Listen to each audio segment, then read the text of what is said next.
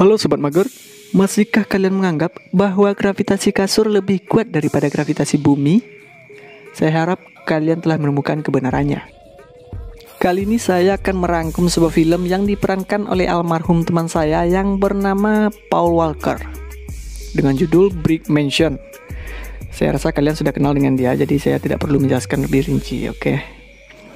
Film ini dirilis pada tahun 2014 lalu yang disutradarai oleh Camille Delamare yang diadaptasi dari film District 13. Mengisahkan tentang Damien Collier yang diperankan oleh Paul Walker, seorang polisi yang menyamar jadi tahanan di sebuah kawasan berbahaya. Pemerintah yang tidak bisa mengendalikan kejahatan itu membangun tembok pertahanan 40 kaki. Di sana ia bertemu dengan seorang tahanan bernama Lino yang diperankan oleh David Bell. Ia tengah diburu gembong narkoba Tremayne Alexander karena dituduh mencuri heroin. Saat kabur, Tremayne menculik kekasih Lino yang bernama Lola yang diperankan oleh Catalina Dennis. Oke, nggak usah berlama-lama lagi, kita langsung saja masuk ke alur ceritanya.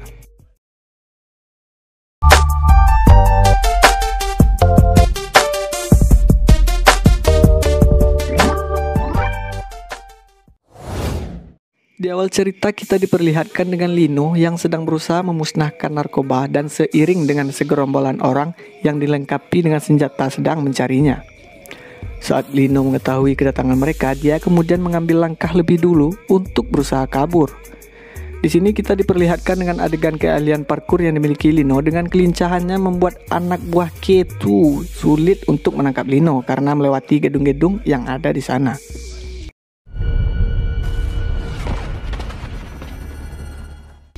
Berpindah ke scene berikutnya, Damien yang sedang melakukan penyamaran mengambil tugas dari George, bosnya, untuk mengantarkan paket narkoba ke Brick Mansion, yang mana wilayah Detroit tersebut dipenuhi dengan para penjahat atau gangster yang dipimpin oleh Tremayne. Setelah kegagalannya menangkap Lino, K2 pun menghampiri Tremayne, dan dia hampir saja dibunuh karena gagal dalam menangkap Lino dan kehilangan paketnya. Kemudian K2 menyarankan kepada Tremayne untuk menangkap pacarnya, maksud saya pacar Lino, agar dia datang dengan sendirinya.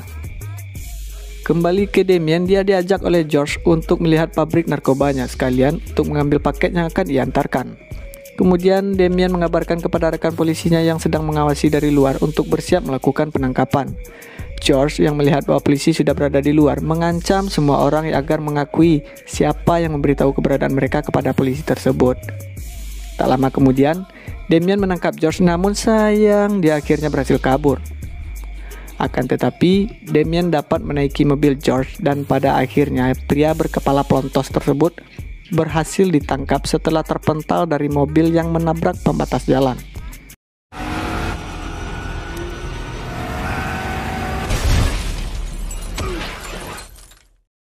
Di adegan selanjutnya, K2 berhasil menangkap Lola dan membawanya kepada Tremayne.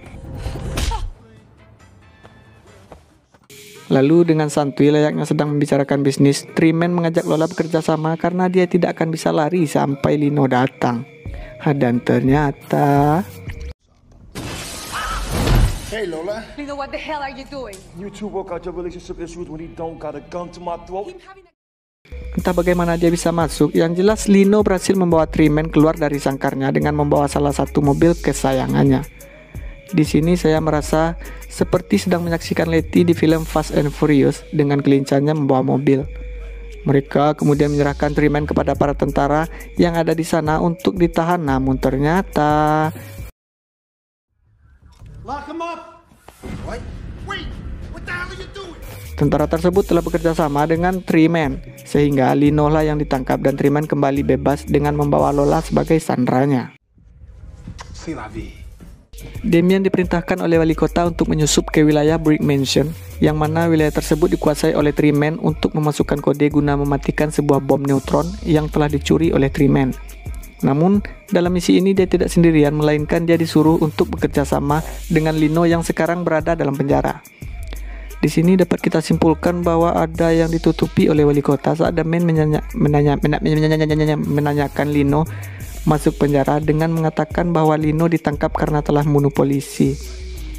Padahal Pertemuan Damien dengan Lino direkayasa seolah-olah Damien seorang tahanan dan mereka berdua sedang dipindahkan menggunakan sebuah mobil van, yang mana Damien menyimpan sebuah alat di mulutnya yang dapat membuka borgol itu dan pintu mobil tersebut, sehingga dia mengambil alih kemudi dan membawa mobil ke sebuah tempat. Setelah berhenti, Damien melepaskan borgol Lino, namun saat dia akan pergi dengan mobil tersebut, terjadilah perkelahian antara mereka berdua karena Lino juga memerlukan mobil untuk menyelamatkan pacarnya.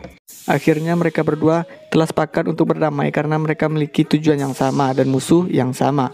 Saat dalam perjalanan menuju Brick Mansion, mereka dikejar oleh polisi dan sepertinya Damien lupa bagaimana cara membawa mobil, seperti dia memerankan Brian O'Connor di film Fast and Furious, apalagi mobilnya remnya blong.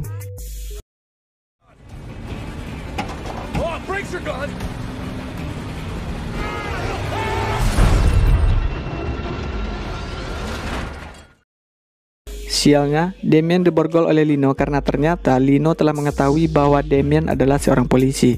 Setelah Lino pergi, Damien dihampiri oleh si pemilik mobil yang ia tabrak dengan menodongkan pistol ke kepalanya, sehingga terjadilah pertarungan dan akhirnya Damien berhasil meloloskan diri dari preman berwajah batik tersebut.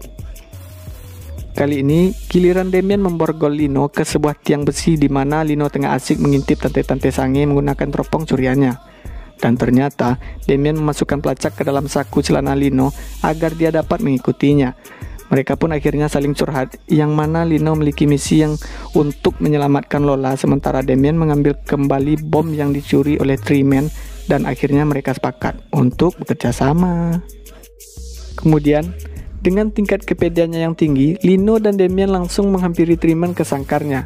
Mereka pun digiring oleh anak buah Treeman, layaknya segerombolan pemuda yang sedang melakukan penggerbekan mahasiswa mesum. Treeman dibuat terkejut karena Lino membawa seorang polisi yang mana dia sudah lama tidak melihat polisi di daerahnya. Lalu dia menunjukkan letak bom yang dicari Damien, di mana bom tersebut telah diaktifkan. Dan pria berkulit sawo matang itu mengajak Damien untuk membuat kesepakatan dengan harga $30 juta, maka dia akan memberikan bomnya. Dan tanpa berpikir, Damien langsung menyetujui kesepakatan tersebut. Ngiri lu mah. 30 million. Done. 30 million it is. Sambil menunggu uangnya ditransfer, di mana uang tersebut hanyalah bullshit dengan alasan Detroit tidak mampu membayarnya, Treeman menyuruh anak buahnya membawa mereka berdua ke sebuah ruangan di mana mereka kembali melakukan obrolan curhat sambil merencanakan sesuatu agar mereka bisa meloloskan diri dengan membawa bom dan Lola tanpa uang tebusan. Lino kemudian berpura-pura ayan agar penjaganya membawa mereka keluar. Setibanya di luar, On three. mereka mengecoh minion Treeman sambil menghindari peluru yang membanjiri mereka. Dan akhirnya, mereka berdua berhasil kabur dari kejaran anak buah Treeman dengan membawa mobil kesayangannya. But you still need the key? Dan di sini saya masih tidak melihat sosok Brian O'Connor yang bawa mobil karena lagi-lagi Damien berhenti dengan menabrak mobil tersebut.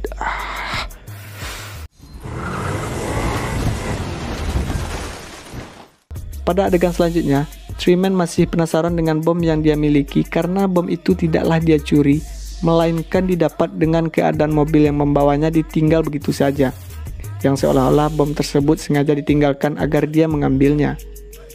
Treeman kemudian mengetahui bahwa dia telah ditipu karena uang tebusannya belum didapatkan, dan bahkan uang yang ada di rekeningnya lah yang dikuras. Hal itu membuat Treeman tanpa berpikir dua kali untuk meluncurkan roket yang ia miliki, dan sayangnya alat peluncur roket tersebut dihancurkan oleh Damien yang membuatnya turun tangan untuk menghabisi mereka berdua. Time to strap up, boy. 5, or we die. Damien dan Lino melarikan diri dengan berpindah dari gedung satu ke gedung lainnya dengan keahlian parkur yang dia miliki. Tetapi hal itu tidak berlaku untuk Damien. Dia kemudian mengikuti Lino melompat hanya dengan modal nekat, kan? Tasilaja yang jadi kan? Mereka dihadang oleh anak buah andalan Treeman, di mana pria yang terlihat seperti Undertaker ini tidak merasakan apa-apa saat dipukul, sehingga mereka kewalahan menghadapinya.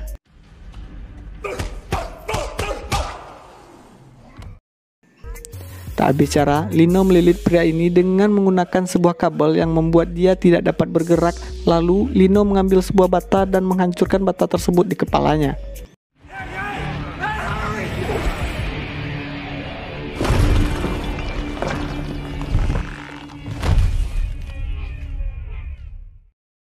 Triman mencoba untuk mengaktifkan kembali bomnya, namun saat dia akan menekan tombol peluncur, entah roh apa yang merasuki tubuhnya, tiba-tiba Triman mengurungkan niat dan mengatakan, Loosen the chains. This game is over.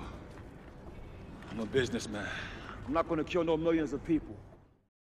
Mendengar hal itu, anak buah Jalang satu-satunya Triman malah membantah dan memaksa dia untuk tetap pada pendiriannya.